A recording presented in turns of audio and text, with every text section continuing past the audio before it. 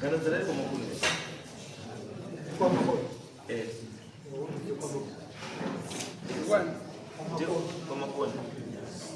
Saka makuni ati chi. Kitamu zikata kafa mauchizo ni hapo yongera kwa mtaka. Yoko kaiti kwenye. Asi, ngati kile kuno. Huyu kwa chukua kwa mtaka hapa. Kwa bumbu. asi. Wachikoro chipi. Chemethodichi ulipo. Pamdenda. Pamdenda.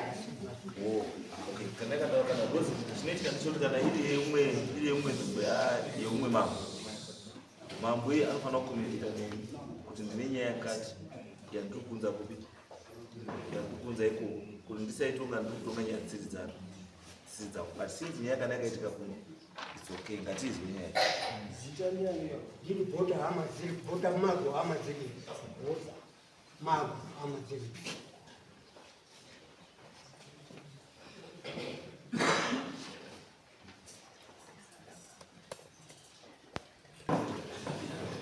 1944 ndakatanga sabu. Halo. Ndikanzienda ufundo kwa mtasa kwa mbuya. Ndikauya panyakatsapa ndikafuna chugara kwa mkono. Asiku wangu.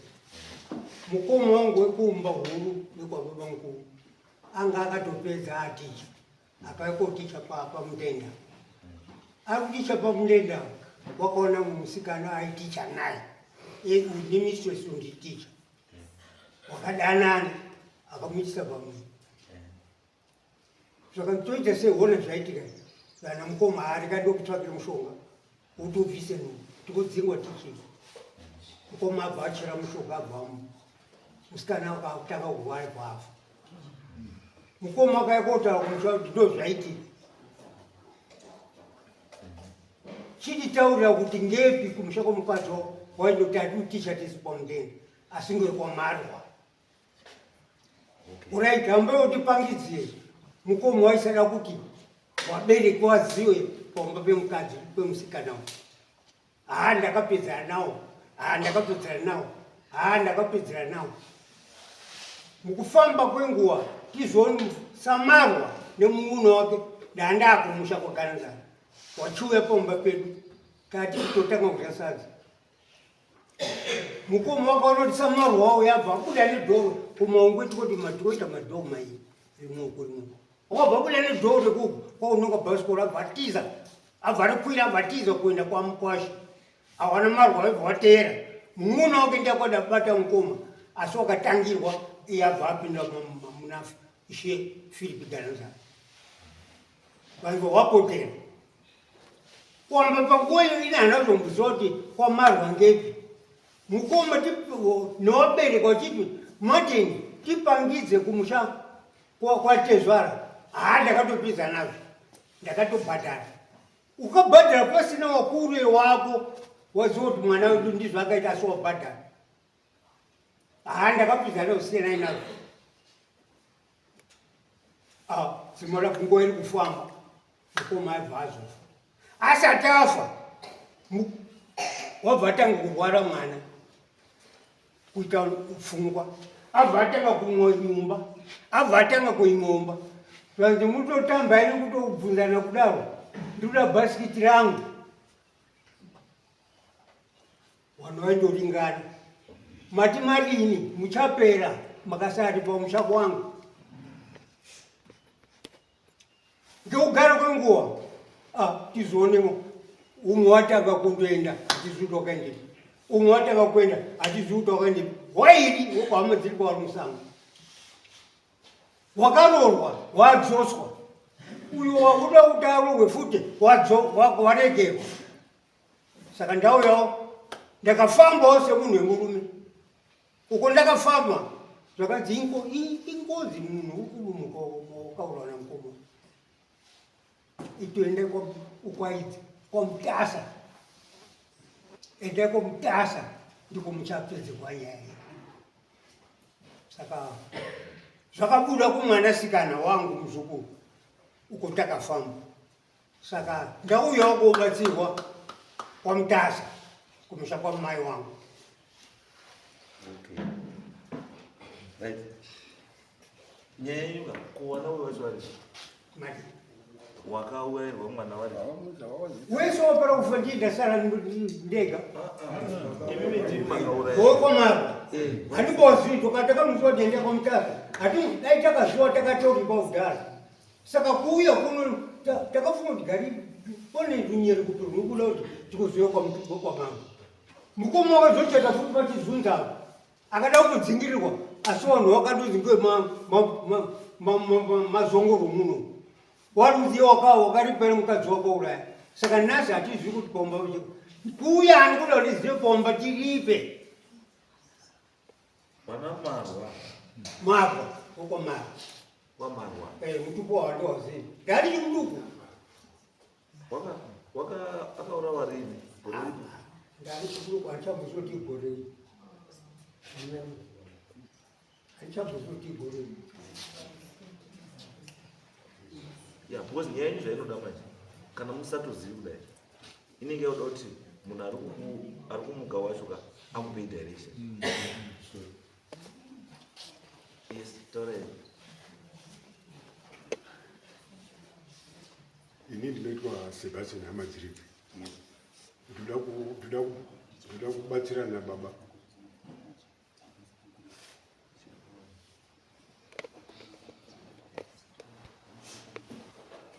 sorry mama ini ndinoitwa Sebastian Hamadziripi ndoda kubatsirana nababa pane zvauri kutaura chakaita kuti tiuye tinange kuuya kwamambo Mutasa pari pamusana pekuti wedu mwana isu watakazvara muzukuru wawo uyu ndiye ari kubudirwa nasekuru watinoziva kuti wanonzi sekuru Vincent. Sekuru Vincent ndo baba waMateni wekupara mhosva kwani kwaMarwa. Saka sekuru Vincent kuya kwawakaita through mwana wedu isu muzukuru wawo wakati endai kwamambo Mutasa munokumbira kutungamirwa kuti musanganiswe newekwaMarwa, because mukaenda imi direct munokwanisa kuti wariko wacho maybe havachazivi nyaya iyoyo, kana kuti wariko wacho kana wachiziva vanosvika vachiti maita henyu mauya tatakakumirirai mudini musimudzirwa matemo. So kuya kuno kutotumwa nasekuru Vincent kuti nzira yenyu yekuti musvike kwaMarwa inopfuura nekwamambo Mutasa. Mambo Mutasa ndo pamakurukota avo vachakutungamirai kuti munosanganiswa newekwani newekwaMarwa. apo ndapazwa. Saka sekuru Vincent wacho ari kubuda panani? Arikubuda pane mwana sakabatsirwa kutanga kwaakaita ari kubatsirwa nambuya Chipambi, but iye zvinoita tinongofamba nambuya Chipambi kuti kana achida kubuda ndio wanodini ndio wanotangana navo. Because my question is ndeyekuti kana sekuru Mati Vincent saka kana sekuru Vincent wachikwanisa kubuda wachikwanisa kutaura kuti endai kwamambo Mutasa munobatsirwa kupi?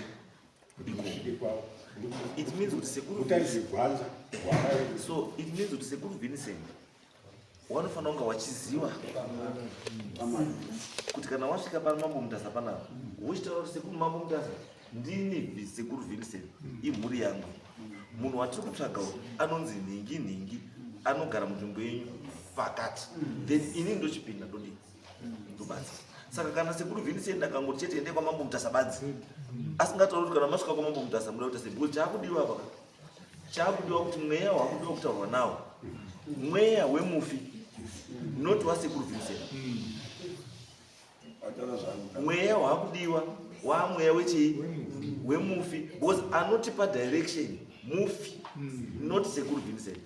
Sekuru Vincent mudzimu wemusha haisiyongozi. Saka kana uchibuda sekuru Vincent basa rawo kakawanda is to protect the family and give guidance to the family. Asi chamuri kudai mimi chiri kunetsa ichiri kubuda ingozi iri kuti endai mundiripe yamusisazivi kuti wanhu wacho wari kure.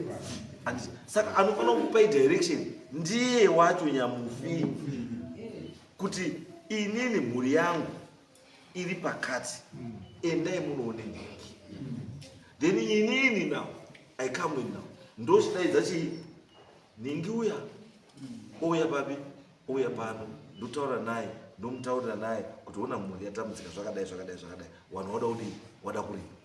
Iye wobuda futi wotaura futi kuti ndiri kuda mombe dzakati ngadziende pakati, dzakati pai nhingi, dzakati pai nhingi, zvakati chai zvakati zvakati. Then totoedzana chii, anoronga zvaari kuda, ndozvatoziva anofanira kuronga iye zvaari kuda. Because right now ndiri kushaya kuti sei sekuru Vincent wari kubuda iye wacho asi kubuda, because ndiye mugenya. Sei ari sekuru Vincent ari kubuda asi iye muridzi wenyaya wacho asiri kubuda, because munhu anofanira kunge ari kubuda kaizvizvi ndisekuru Vincent, because uyu ari kubuda pamusikana mudzimu wemusha. Isu hatinei nemudzimu wemusha, tine basa nengozi, tiri kutsvaga ngozi. Saka chiri kudiwa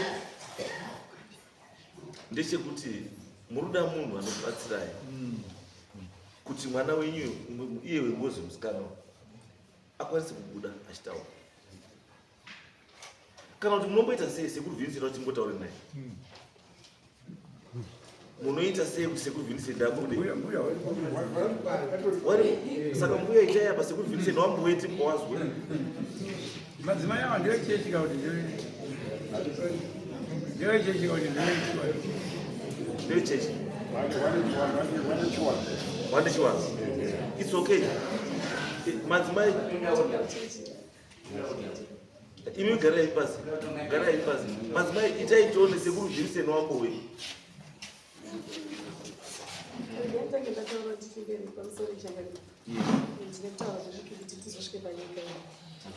Zvazvakaita vanhu vakasvika pakaitwa mushonga zvinoitwa aimochibika kanzi makamani. Vanhu vakasvika pakaitwa mushonga vaine musikana wachitine zvinhu zvinomira zvakanaka.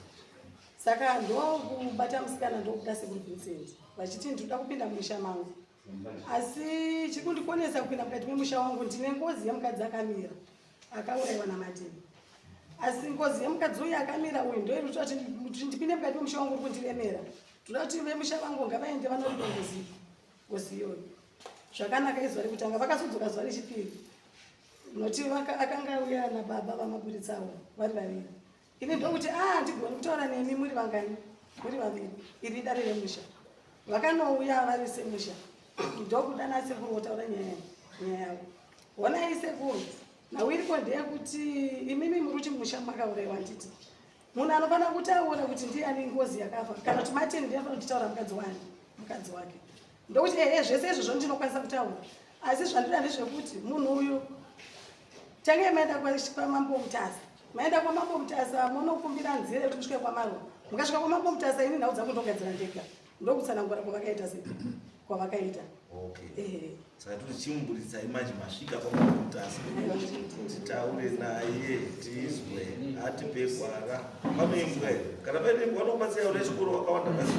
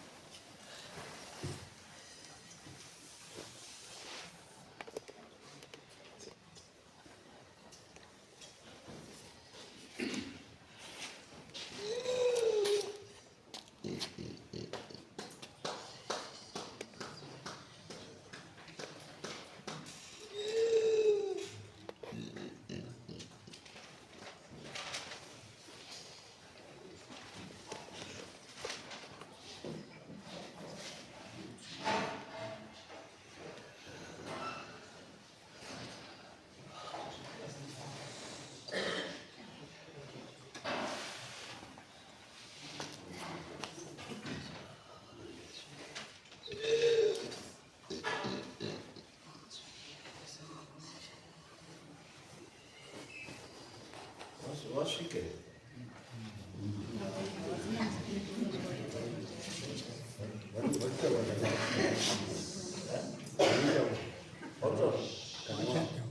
Wanotaura asi preliminary yacho ndii. okay.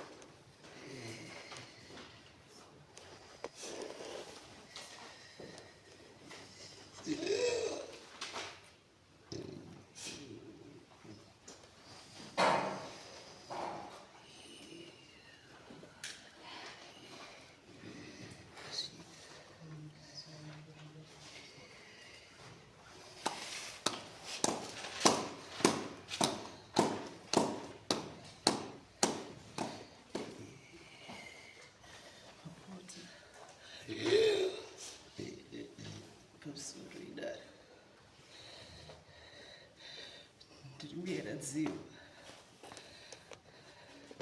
Sambiri. Oh, Sambiri. Mauya Sambiri ganga.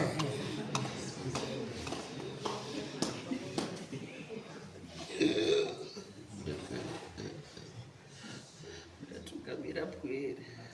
Oh, matungamira Pwere. Itsvikeyo. Chii chanetsa Pwere? Musha mune ngozi. Musha mune ngozi.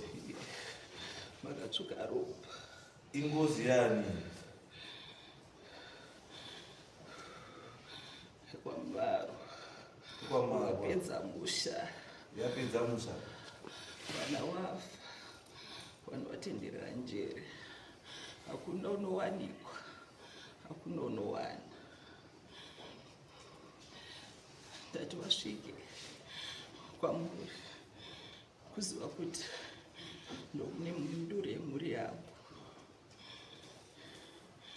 Chandinokumbirira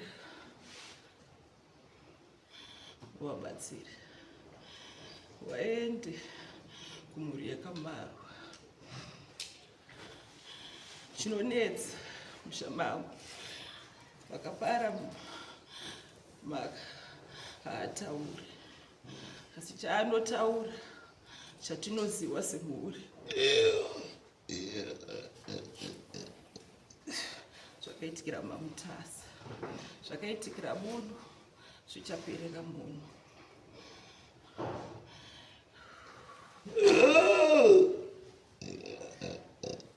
Saka awacho ndaida kuti wanamarwa wacho ndiwazive izvi. Ndowaziva sei manje? Handisi kuwaziva kuti wari papi.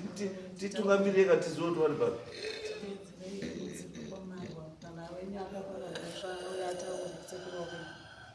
Noukasha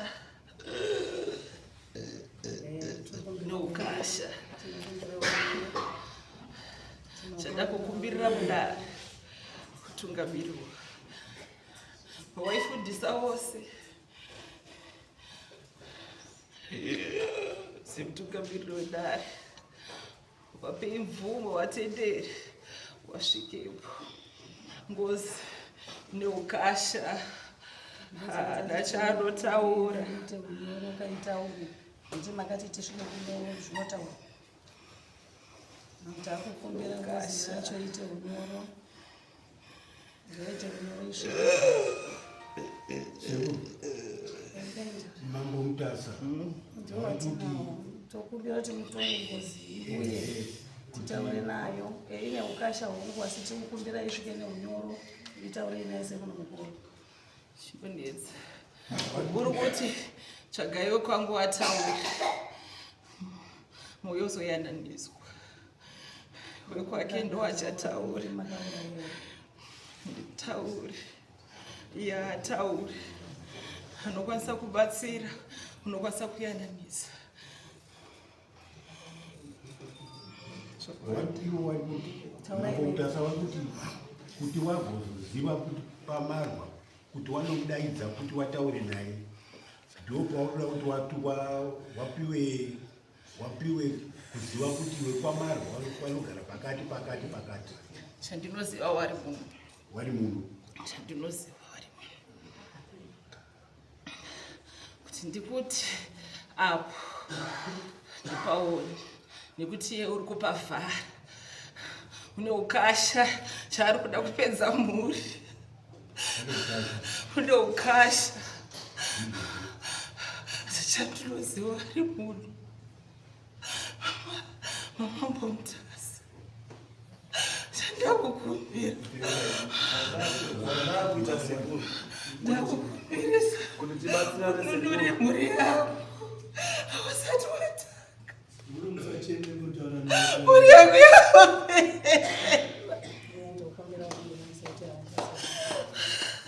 Une ukasha. Hatauripa. Chaari kuda kuuraya. Asi kana ndapota ndauya kwauri. Alright, zvasekuru zvatakuita sekuru. Yananisa. Kuti tibatsirane sekuru zvatakuita ka. Zvatakuita kuti tibatsirane. Ndezvokuti ndichatuma mhuri yako iende pachikoro. Pakaitikira nyaya iyoyo. Ndizvo chaizvo. Wasvika ipapo ndichati wanoonesa bhuku yenzvimbo iyoyo. Ndo apa mukomana wangu wanoenda naye pasabhuku ipapo. Then toona kuti tiri ipapo hazvibudi here zvatiri kuda. Hatishai munhu anoziva pakaitika zvinhu. Tinokwanisa kumuwana. Wapedza musha wangu Maroha. Alright, ndazwa. Alright, saka ndo zvatakuita izvozvo. Right, ndo zvatakuita. Saka munokwanisa kuenda henyu sekuru.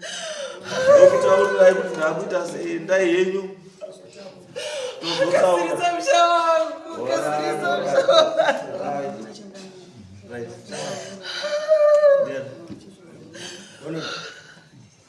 Nditsvagirewo sabhuku mberi. Sabhuku chakamberi atizipana. Saka ndakuti sabhuku chakamberi. Sabhuku mberi. Sabhuku maondo. Muri 3. Endai pamberi. Try kulota tinaenda ndiyo ikuchakamberi kwa mwana. Chaimwe iri kwa mwana. Matatiwa. Ndikataiona ndiyo.